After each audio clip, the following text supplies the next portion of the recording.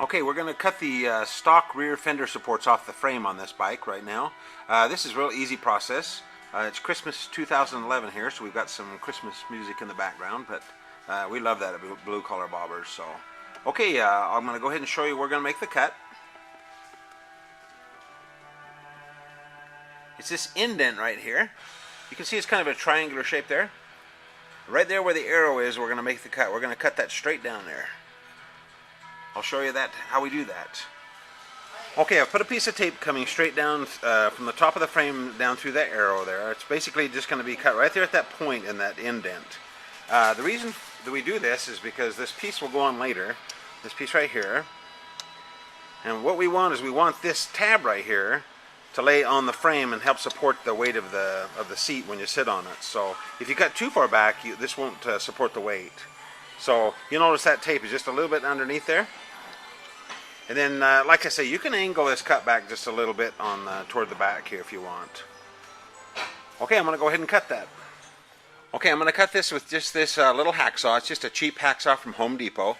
It wouldn't hurt to get a nice sharp blade. It's make sure you get a fine-toothed metal blade for your hacksaw.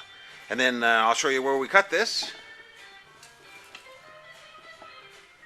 Okay, there's my tape on there. I've just about finished cutting through there. So now one thing too, when you get down close to the shock there, make sure you make short little strokes because you don't want to cut your tire or your shock. So go ahead and just finish cutting that off there, and then we'll proceed here. There's a little Elvis in the background, so it makes it a little easier to cut this. Okay, and if you'll notice as you get toward the bottom, just pull on that, and then as you get to that point, you can just bend that and break that off there. Okay, and then we'll show you how to finish this up.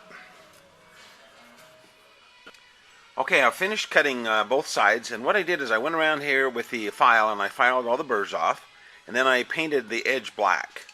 That will kind of finish it off a little bit. You can barely see this when you get the seat pan on there, not much, so go ahead and paint that black. It'll keep it from rusting.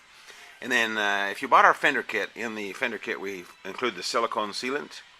Go ahead and just squirt a whole bunch of silicone sealant around the inside of that tube area there.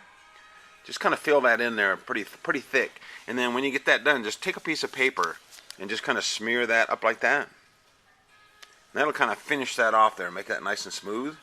And then go ahead and let that dry for a few days before you touch it. With that, that'll kind of seal that off and keep moisture and stuff from going down inside that tubing there. Black silicone would actually work better. Maybe we'll buy black from now on. So anyway, the back end is finished there.